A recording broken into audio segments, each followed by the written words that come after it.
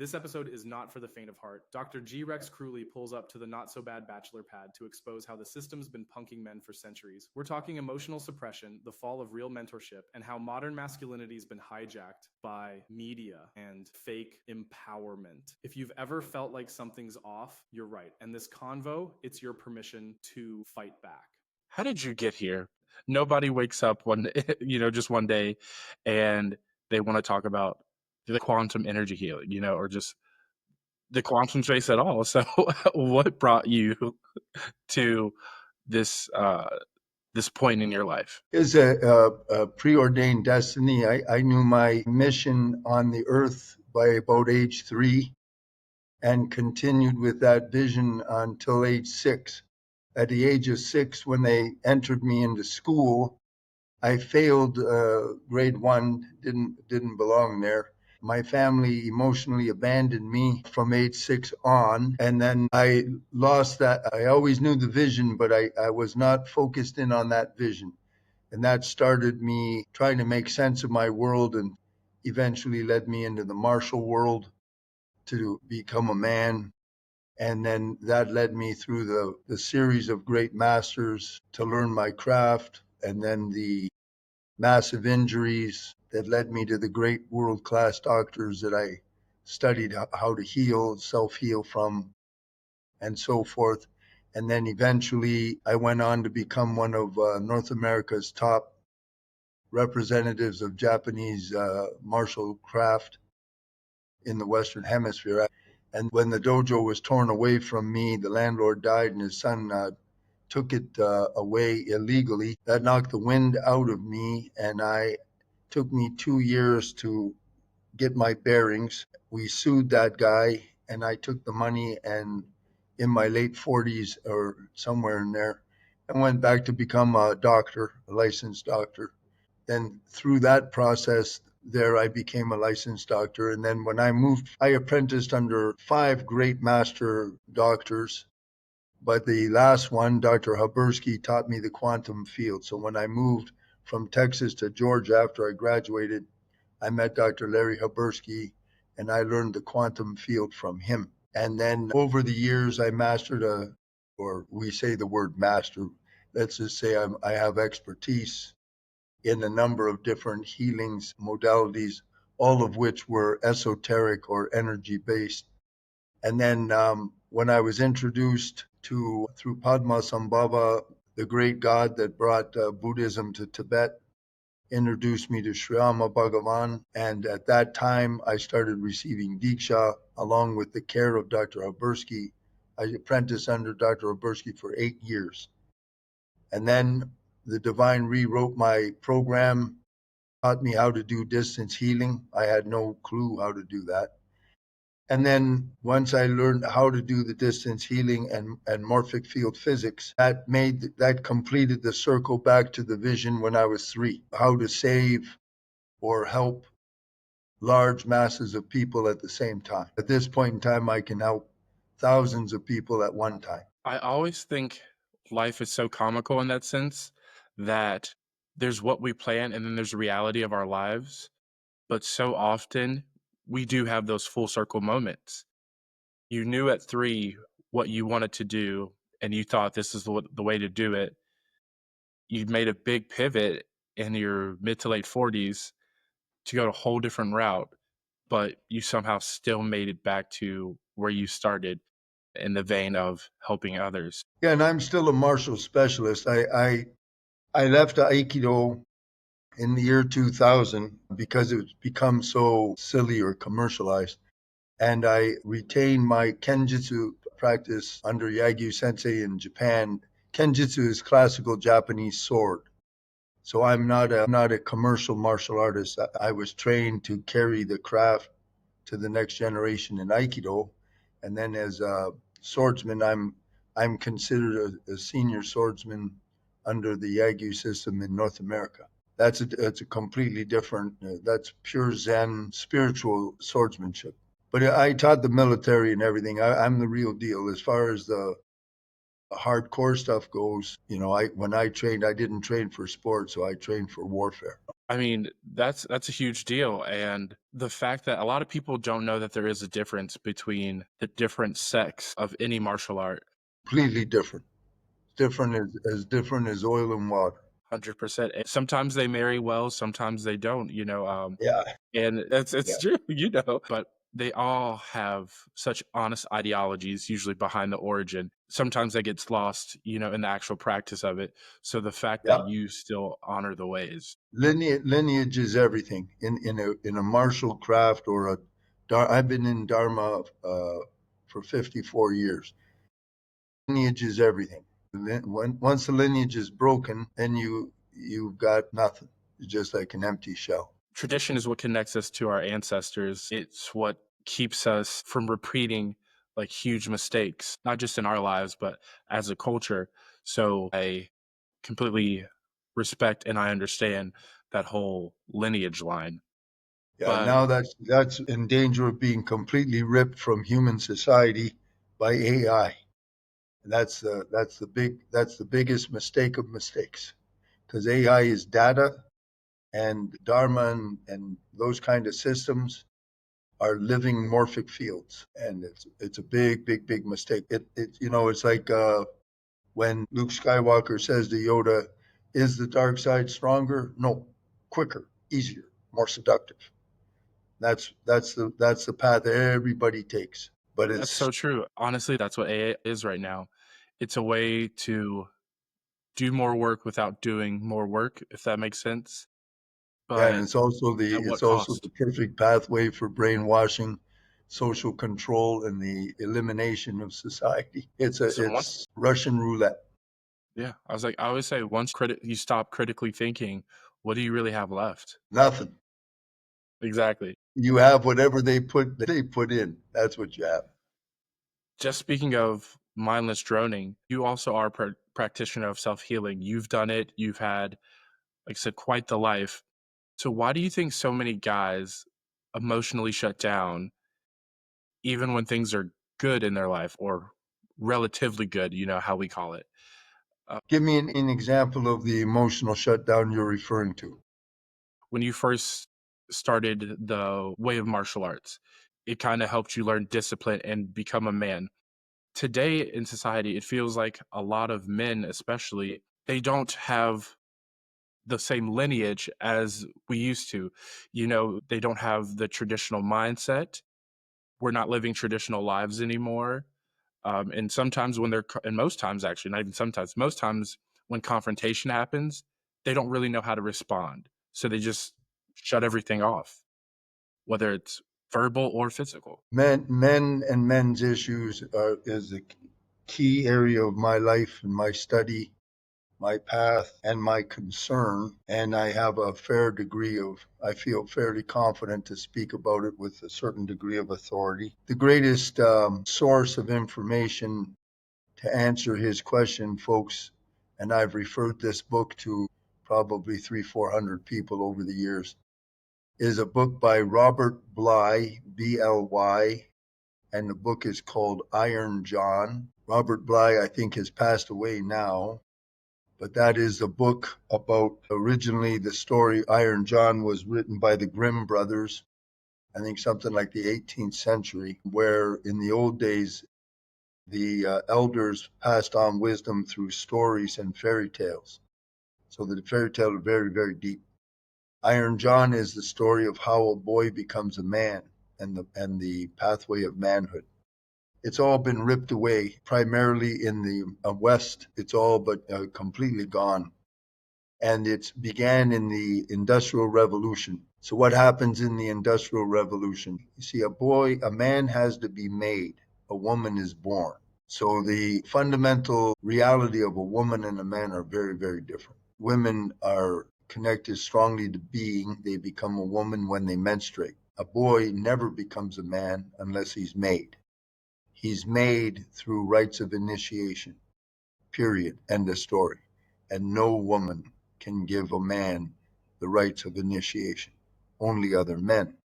So what happens in the Industrial Revolution is Prior to that, a boy would spend, 6, 7, 8 hours a day with his father and the elders, his uncles, the elders of where he lived. He was in the company of men. And from that, there's so much that happens. And it's the proving ground, it's the absorption that's both material and immaterial, energetically, that comes through the male adult body and attitude. When the Industrial Revolution came, father is suddenly removed. He leaves for work early in the morning. He doesn't come home till late. And then when he comes home, he's been humiliated. He's exhausted all day. So when he comes home, he's got nothing left for the kids and his wife. And all the children get is his anger or his disgust or go clean your room or how was your day today? And there's about a 5 to 10 minute conversation, maybe at dinner. That's it. So what happened was the boys are not getting mentored by their fathers, number one. Number two, the father becomes mysterious because he doesn't see them. He just sees a little tiny bit of them. He doesn't have any more connection with, and he doesn't receive the blessing of the elders, of older men. So the boys start looking for each other, but they're boys trying to become men. Nowadays, so now you go way forward and you've got every possible thing is against males now, everything. All of the media in the school systems in America for the boys, male mode of feeling or expression is not only discouraged, in a lot of cases, they'll be expelled or punished if they show any level of male initiative or anything. And people don't understand that. And then the media wipes them all out. A lot of grown men actually believe that some little lady can beat them up. You know how silly that is? Try to picture a lady walking up to Spartacus and scaring him. Their guts, their initiative, they don't have male mentors. They don't have rites of initiation. Everything has been segregated. Then there's the food and the nutrition. Males are going extinct. People don't know that. That's a medical fact because the sperm count is disintegrating. It's so small now, it's becoming very difficult for any couple to conceive a male baby. And it's a mathematical paradox. Once it gets to a certain level, the species goes extinct. People don't know that. They're too busy.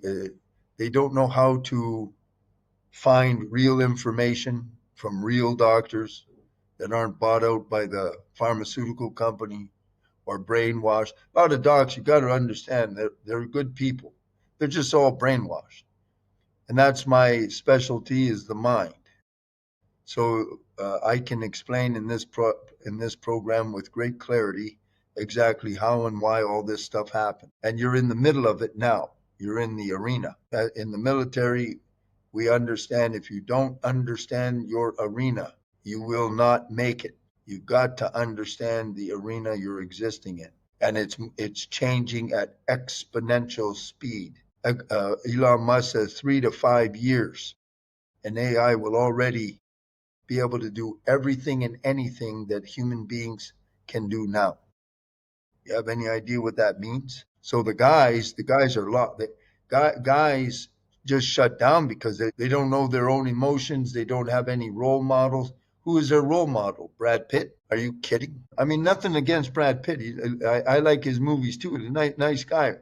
But there's a big difference between Brad Pitt and, let's say, Sir Christopher Lee. Read the bio on Sir Christopher Lee sometime. You know that most of you know him because he played Count Dooku in Star Wars, and he was Saruman in Lord of the Rings. Take a look at that guy's resume sometime. He just passed away recently. That's an icon. That's a man that's proven in every possible arena of life. So if you study from him as a young man, what kind of a guy do you have the potential to become? If you study from the village idiot that's all hooked up on cocaine or on ayahuasca, where do you think you're going to go? You touched on a lot of points, and some of them tie back into what we've already been talking about today, and might end up being like the word of the episode is lineage. I never really equated it to the Industrial Revolution, but you're right. Once the man, the father, the head of the household left the house and wasn't as prominent in the day to day, because before that, you'd go work whatever land you had, or you'd work in the same shop as your father. So you learn those lessons day in and day out.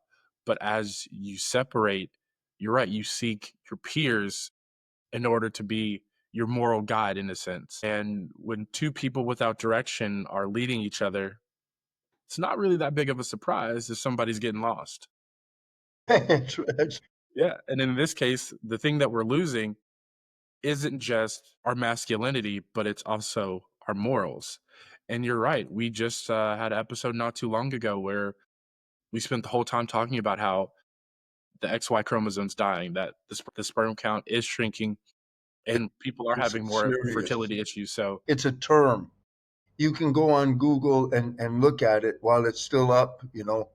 And so cognitive warfare, folks, is where they take he mentioned morals. They take the meanings of words and subtly change it until it's okay for a 40-year-old man to take a 10-year-old girl and make love to her, and it's all socially okay.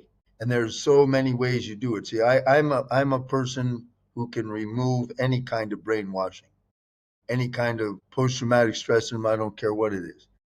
They're the ones, they're putting it all in. And it's, you just subtly change the perception, but the perception they're giving weakens everybody. The guys nowadays, if a girl doesn't tell them what to do, they don't know what to do. Why the hell would you listen to a girl to guide your life? A man's archetypal energy is the sun, which is the clarity and the energy, and the lady is the mother earth, and life comes out and the two come together. Don't follow women. Find men that you respect. See, you know what happened was once the Industrial Revolution starts, so it goes through decades, and then the elite recognize, they've always known, like Bruce Lipton said, for 650 years, the old priesthood always knew. They said, give me the boy till 7, I'll give you the man, because that's the fundamental structure of the human brain. I can explain all of that if they have time today.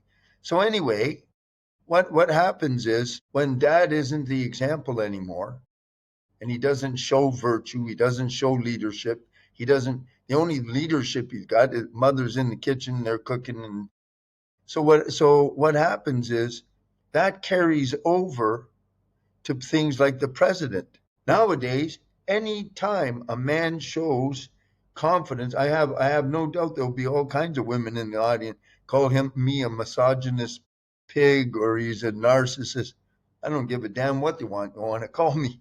I'm just a guy who knows exactly what the hell I'm talking about, and I earned it from 54 years of suffering and struggle at the feet of great masters.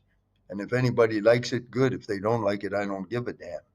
But it's got nothing to do with narcissism or anything else. I just do my job. And any other man that's doing his job. Most people, when they use these words these days about narcissism, they wouldn't know narcissism if it fell on them. It's got nothing to do with that. But they've labeled all of that stuff, and then all of the young guys, they want to please. They haven't graduated into manhood. So what happens is they want a mother, or they want a big sister, and then they feel okay, they feel loved, they feel accepted. So they'll dress to please the women, they'll do anything except to take care of themselves and develop into a powerful man, because they don't want to be considered a narcissist. Do you see it's, and this is I'm only touching on one tiny facet of a big crystal. 100%. Um, I was actually going to bring this up is we were once we're talking about the removal, like I said, of this masculine figure, the father figure, so to speak, that I feel like almost the past decade, there's been this movement to demonize masculinity, or they Yeah. call it toxic masculinity. I think that's like one of the biggest gimmicks to me because masculinity in itself is not toxic.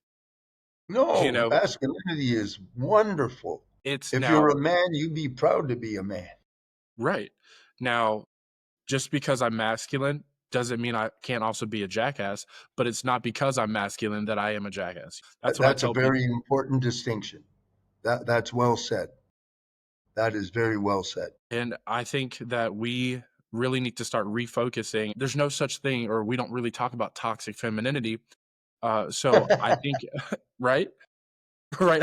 If you're grooming, if you're softening because you're nurturing men, you're that now become quote unquote toxic, you gotta take some responsibility for it. So if we're gonna start using that word, we gotta put it on both ends of the You, spectrum. you want to hear the one of the ones that cracks me up the most? Go How ahead, lay it on many me. times you see the title goddess, but they're not narcissists, see, Right. but they're goddesses. Eh? Mhm. But when was the last time you heard of a man calling himself king That's right. or a Or god? When or was the last time you heard a guy say, "I'm a god"? exactly, yeah, they think they either try to have you committed or they start using those trigger words again. But once again, going back to the polar opposite, what's another word that, how they describe the feminine? The divine feminine. See, I was like, a lot of people don't That's right. notice this, and this is not me knocking femininity at all. I No, I believe it love has its person. I was femininity like, and I love that I love creative energy. people, but I Yeah, have a tremendous amount of feeling for all of the young guys that are lost, that destroy their lives, that crawl around on their knees. There's nothing disgusts me more.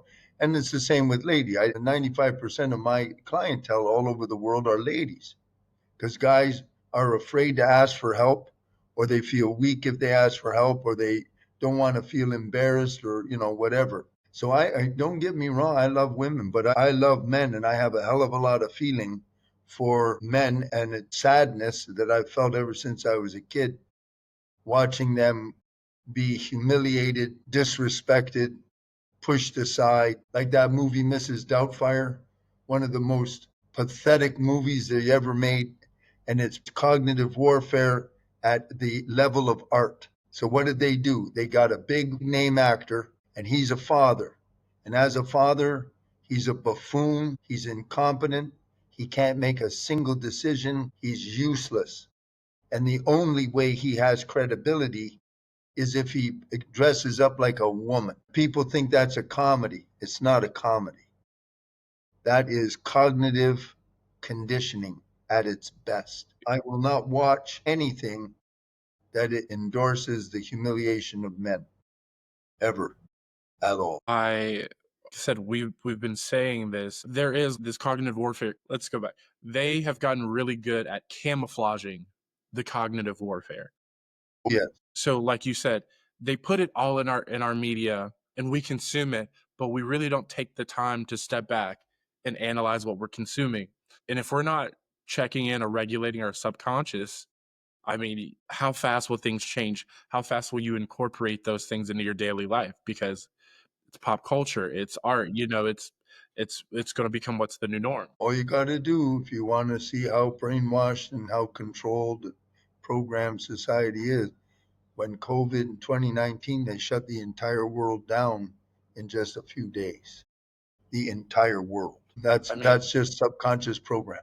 and that was a whole nightmare in itself. There were a lot of aspects that changed seemingly overnight. And some people they were just a-okay and they took everything for face value.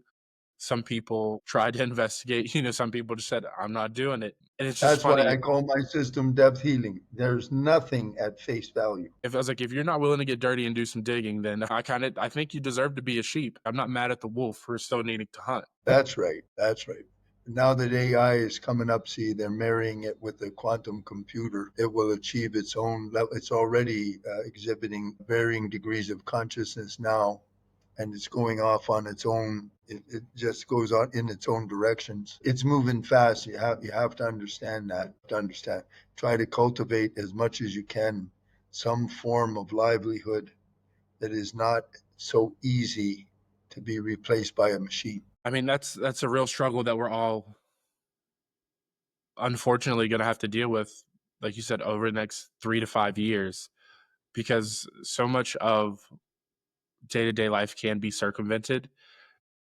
Sure, there are things that can't be copied or replicated, but honestly, I was like, if you look at how short attention span's gotten for people, I was like, they don't really care about quality of work anymore. They just need constant stimulation. Can't be alone with themselves. They can't be alone with their thoughts. Yep. They can't That's really. the, Sorry, that's say a that again. function of the amygdala. See, what they do is they shock and scare and light up the amygdala in your brain. Amygdala is a little organ, folks, that is it's like a prehistoric little organ to save our life and protect us. So it scans all times for danger or anything that could hurt you or anything like that. As soon as it perceives something and it lights up, it drops cortisol into your system. When it drops the cortisol, it'll drop the amount of cortisol relative to how scared or how alarmed you are. If it's a big alarm, the blood leaves the front of your head where you think, called the frontal cortex, and goes back. So it activates the reptilian brain. The cortisol starts a neuroendocrine cascade for fight or flight. This all happens that fast. Your immune system can completely shut down or it'll depress. Depends relative, right? If a Tyrannosaurus Rex shows up at your front door, you will have no immune system, will shut right off completely, and you will not be able to think at all. You go to instinct and you run like hell. Or if it's too much, too fast, too much, you go into what we call an adrenal dump, condition black, you freeze and you die where you stand. Or if you go into condition red, you're able to take action and get out of there. Try to save your life. If I you're mean, in that kind of brings condition, me to. I beg I your was gonna be pardon? like, that actually brings me to what I was gonna like move into next. Is I think I've listened to you speak a couple times, and you say that panic attacks come from like the triggered subconscious. That's right. So how do we shut those programs down and like shut them down quickly? Because You come and see me. That's my specialty. No, I'm first and serious. foremost, yeah, You you will not be able to shut those down yourself because you can't find them. They're in the subconscious, which is unconscious, and it requires specific kind of technology. Meditation will not touch those triggers. Meditation can do a little bit if you're a very good meditator, but meditation has lots of caveats to it that people don't know, and they don't tell you, because if you knew how difficult it is to really achieve a state of consciousness that is sustained as a state of being through a meditation, no one would go. So they make it look really nice and everything, but it's not. It's all nonsense. If it wasn't nonsense, all of the millions and billions of people that do that kind of practice, for a half an hour a day, whatever, they'd all be enlightened or calm or happy or all that stuff. None of that works that way. So shall I go into how or why, what the fundamental mechanism of being a human being is, why this yeah, all works the way it works. So once you understand this, you will understand more than the 99% of the population. And this is all quantum, this is all peer-reviewed science. I'm not talking through my hat or anything. Okay, so when you're born, once you're conceived, your personal, private, subconscious mind begins to form. The bedrock software starts I use a mystics model. If you look at Bruce Lipton, he's using a medical model. So he'll talk third trimester. I'm talking from a mystics wisdom from the time of conception. At the time of conception, through the womb, birthing process, and the first 6 hours after you're born, it's called the third program. And that is the beginning of and the downloading of your subconscious mind. It's downloading by certainly the third trimester at a rate of 30 million bits of information per second, 24/7. Now, after the first 6 hours until you turn 7 is the fourth program. There's a total of 10 programs. The fourth program is the final formation of all the software you have at 30 million bits of information per second, and none of it is yours. You're just absorbing, and you are making connections and entanglements via a kind of consciousness we refer to as spontaneous generation. Spontaneous generation means it's a direct association. So if the child sees like ants on a tree trunk, the tree trunk generates the ants, and the ants are part of the tree trunk, and they don't understand there's some ants that live under the ground that are walking on the tree trunk. They don't understand any of that until the frontal cortex activates at the age of 7. Now, by the time you turn 7, you have approximately 10 quadrillion bits of information in your subconscious software. And then when the frontal cortex activates, it only processes 40 bits of information a second. So there's a ratio. Subconscious mind has the power of 1 million. Frontal cortex has the power of 1 to 1 million ratio. And it's accepted by cutting edge neuroscience today that 95% of all our life, all your perceptions, all your thought, everything is subconscious, from the subconscious mind. Conscious brain is only active 5% of the day maximum. And it's very, very weak. It mostly focuses its 40 bits of information on environment, time, and the body. Everything else is redundant. And it's always being filtered through. So when you're on the computer, if you're the computer, the frontal cortex is your fingers asking the question to the Google Cloud, and the Google Cloud is your subconscious mind. You have a perception or a question, it's typed into Google Cloud, the answer comes back from your subconscious mind. Now, how does that, what's the significance of that? Whatever you're perceiving has a frequency. The frequency is the vibration. The vibration is endorsed and reflected back to you by resonance. So your perception is giving you your life, your friends, your death, everything. Your perception comes through the subconscious. And in my case, depth healing can change any perception. That's what I do. And I go into your subconscious surgically with surgical precision. I locate exactly which download gives you that problem, that disease, that financial problem, whatever that, it doesn't make any difference what area of life it is. I'll find the exact downloads relative to your level of consciousness, however much you can connect to, and I'll remove it. When I remove it, your brain reorganizes, changes your perception, changes your vibration, changes your world. That's how that works. The I mean, and media that's does it in the exact opposite. They're changing your perception, but they're changing it so that you're controlled like a rat. so many of us have these blinders on at all points of our life. We get so hyper focused on things that we've been conditioned since we were a child that we need to focus on or we need to do, but it's not a natural checklist. So that makes sense. I definitely didn't know about the first 6 hours of life. I can say that. So I learned something new today. That's mystic. The first 6 hours of life, you're conscious at an adult level. And then after the first 6 hours, it's completely forgotten. There's no memory of it at all.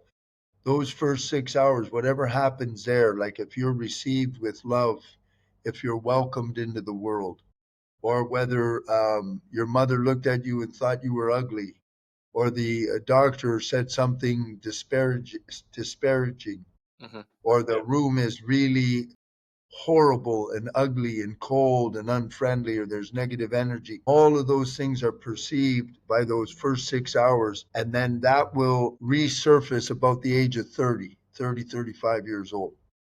That's a very big deal. And I'm a firm believer that we're all energy, that we live in a frequency that is a gradient. The earth resonates at one sound.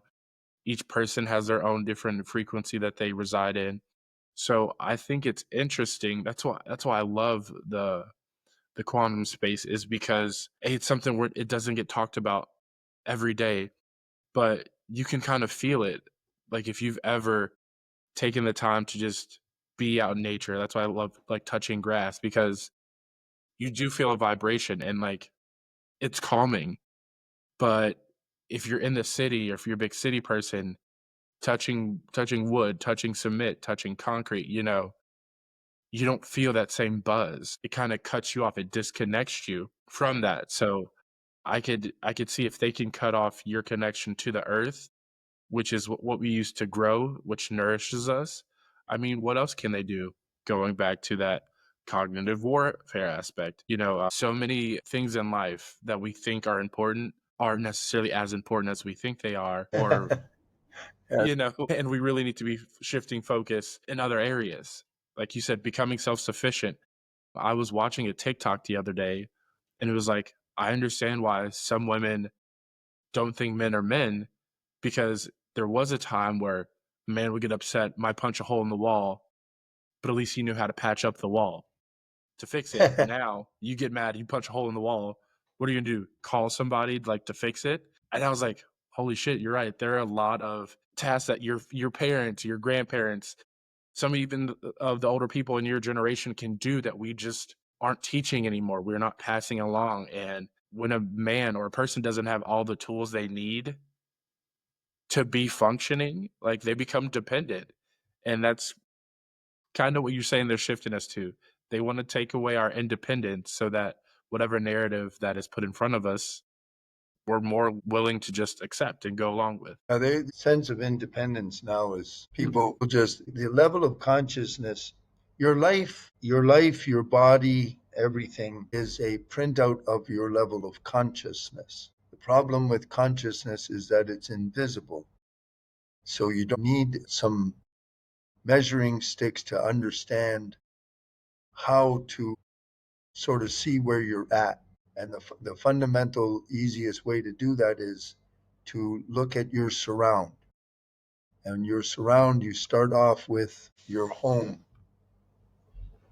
And then if you have a car, your vehicle. Because we say, I am that, or thou. When you're looking at your house, if your house is a homunculus, you're a homunculus. That is your reflection of you. If your friends are virtuous and sharp and trustworthy, that's you. If they're lying, cheating, selfish idiots, that's you. If that's one, you have to have a certain amount of courage and a certain amount of inner integrity to be able to look at yourself frankly that way. That's called inner integrity. Inner integrity means that you are honest to yourself and you have to be able to look at yourself. Don't judge it. If your house is a homunculus, you say, okay, I'm a homunculus. I'm a slob. No judgment to it. Just start from where you are. If you don't know where you are, you can't go anywhere. It's the first step of spiritual life. I was just going to make the point that a lot of people, they're really shame centric, but I love to tell people that information, observation, facts, statements, they are not good or bad. I was like, a fact is a fact. The statement is the statement. It's neutral. It's all about your Yeah. perception. I was like, I mean, sure, there are associations like slob being bad, but I mean, there are also studies that say, like, if you're a little messy, that means you're a genius. So it's really how things are parsed up to you. And you just have to accept those qualities that are innate within you that aren't going to change. Because there's certain things that just, we won't change in life. We are who we are. Yeah. Uh, Change. I was like, but you have to start at zero and be like, take an honest evaluation of yourself and then make a plan and then move forward. We were talking about the Industrial Revolution earlier in the episode. So let's go back to business now. That's where we spend most of our time now, is in the workforce, in the workplace. How do we need to break away from the self-sabotaging and just start to reprogram ourselves so that we're actually starting to thrive in our workplace, not just be cattled along? Okay, very good. So, since when you're born, you come onto a stage that's already existing, and you don't know anything about that. It has a certain speed, it has rules, it has whatever. If you're born in New York, there's one world. If you're born on the Amazon Delta, that's got a different world.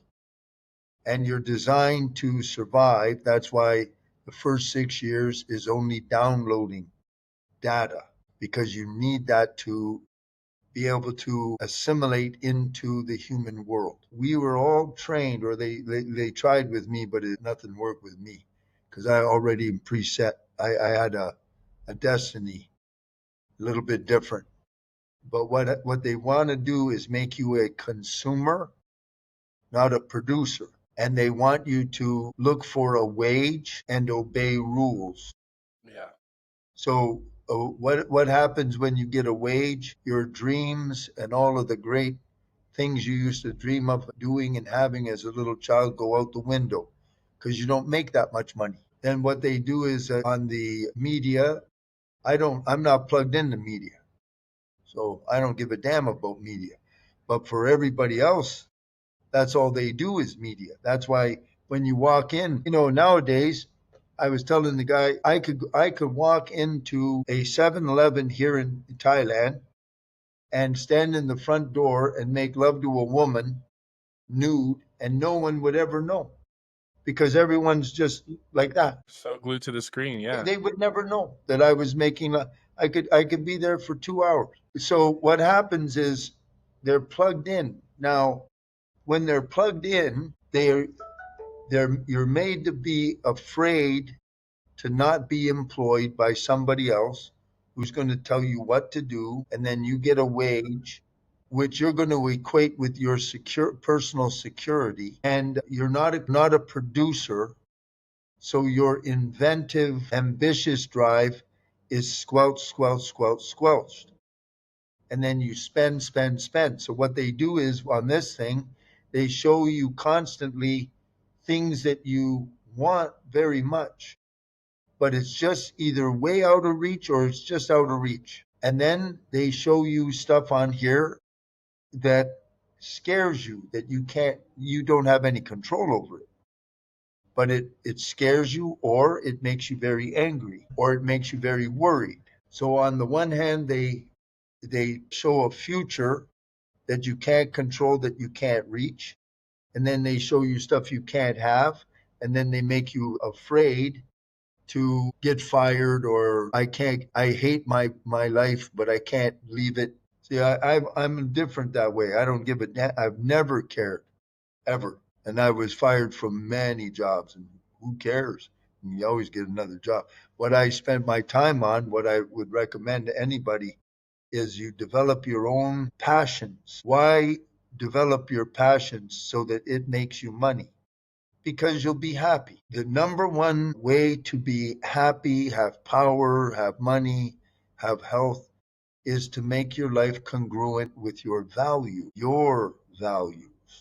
And so That's why often we when have I trouble with teach, that. I'm a professional teacher, and I am accepting students to mentor. One of their first things in their homework is you sit down with pen and paper, which is always your number one most important equipment, pen and paper, blue ink, and you put your life into divisions like your health, work, lover, family, whatever. You put all the different divisions, however many you have. And then one by one, you identify your core values in that area. should have no more than 5. Values, not things, values. If you don't know what your values are there, invert the question. What absolutely must not be in that area of my life in order for me to be happy? Charlie Munger, the genius businessman, say always invert the question and ask the opposite if you get stuck, and then you'll find your answer. Once you have the values, your job is to take that area of your life and make it match your values. If you do that, you have flow, strength, power, everything, and you're Hmm. happy. What do you have if you don't make that area congruent with your values? You are compromised, and then you're not happy. When it comes to business, you're trading your life's energy and time for what you're doing. Huge percentage of your life when you're dying someday, a huge percentage of it is going to be what you chose to do to have a place in the world and have a home or whatever you did. Did you hate every day of it? Working for some jackass that does the brain of a lizard, or you created something, you did your best. Maybe you never became a millionaire, but by God, you did your best and you enjoyed doing what you were doing. That's a happy life. That's That's a why life you can be proud of. that's why I love people who are of the mindset that you can't take it with you when you go. Life is supposed to be about experiences. It's supposed to be about connection. But when we get so hyper focused on career or a certain goal that we detach from our core values or beliefs, that we don't actually take the time to invest and upgrade ourselves, did you really live a life worth living or did you just exist? Because existence and living are two completely different things. At least they are in my book. They are. The great enlightened Zen archer Awa Kenzo said it this way, quote, "It's your choice. Live like a sage or exist like a fool." Yeah, those are wise words. And I was like, Very, it's going very, to take it's very people good. a few times to understand them too. Life is very precious. They're going to be ripping life away. I mean, they're already exterminating so many people with the vac, the jab that was never designed to help you. That's designed for one purpose only, to kill you. And it's killed, I don't know how many millions and millions and millions and millions of people now. I hope none of you that watch this show ever allow that to happen. If you've had that jab, make sure you go to my website, go to products, scroll down till you see something called Clean Slate, and you get one little bottle per jab. And then you get a hold of me. I'll tell you how to take it. It's just an adaptogen. It will disintegrate any of the blood clots that will eventually kill you, and it will disassemble and shut off the nanotechnology that's surging through your system. That's all that is, and that's all run by 5G. That's I why. was, So please understand that stuff. yeah, I mean, definitely tell us. I mean, you said it's on your site. Can you let us know where we can find you, where that is? Yes, you go. My website is Depth Healing, one word, depthhealing.org. And then if you want to see me privately, you can, it's an automated system. You can schedule, select your time and day. And then I do 2 collective sessions a month. They're only $50. That's a morphic field physics. And there's a subject matter that I'm taking care of for you. I highly recommend you take advantage of that. And every month I do a full moon Seva ceremony that's free. I'm not healing during that. That's strictly a link up between you and your divine, with you and your God. And you present your prayers there formally. I do the link up. It's magnified by the full moon, and that's the real deal. That's free. You go to my website, you'll see it. If you go on YouTube and you look at Depth Healing, you'll see me. You just get a hold of me privately. And that if you need, there are very few products I endorse, but there's a couple of things that are really important. And as far as saving your life goes, you only need one bottle once per vaccine, not a vaccine anyway, But don't play Russian roulette, because there is no symptoms when it's time for the blood clot to go to the brain, the heart, or the lungs. You just drop dead.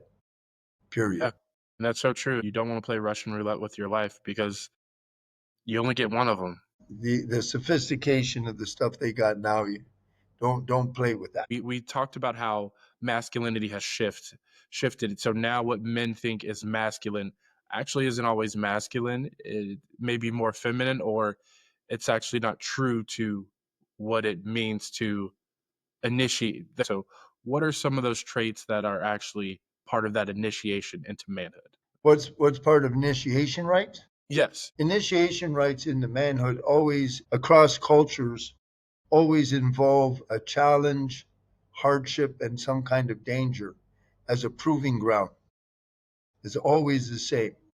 A lot of the Slovak countries in Europe and that, they still have initiation rites where the a boy, typically at a certain age, the boy will be removed from women, from his mom and from the world of women for some extended period of time with a group of elders. And then the elders put them through hardships or tests. And then the boy, he's got to make it. When he makes it, he's welcomed into the company of the men, and he's acknowledged and blessed by the older men. And at that time, the boy knows in a formal way he has been accepted as a man into the world of men. Then he comes back and he knows the kind of responsibility and decisions and presence he is to carry going forward. So that's been removed. And most of the guys now, when you see them, they don't have any clue what manhood is at all. I So they agree. they go to the gym, they build up some muscles, or they get some tattoos, trying to make some kind of an identity.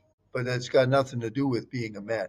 I think one way to look at it is this thing with the tattoos. All it is, when you see people with all kinds of stuff stuck in their face, and is trying to develop some kind of an identity, something that they can latch on to, that they can look at, and they think that that's making them somehow. Now, if you ever go to see someone cremated, my wife's mother was just cremated a little over 100 days ago. And you see this little sack of sand, tattoos, and wearing all kinds of funny looking. And that's not there. Yeah, If it doesn't burn in the oven, they'll pull it out and put it in a little bag. That's not you. So a man's, there isn't anything in masculinity or being a man that you can just say this is a man, except that, as Balthazar Gracian said in his book, nothing so becomes a man as to be a man. And I'm 67, and I'm still trying to be the man that I would respect. And I've been traveling that path ever since I was born.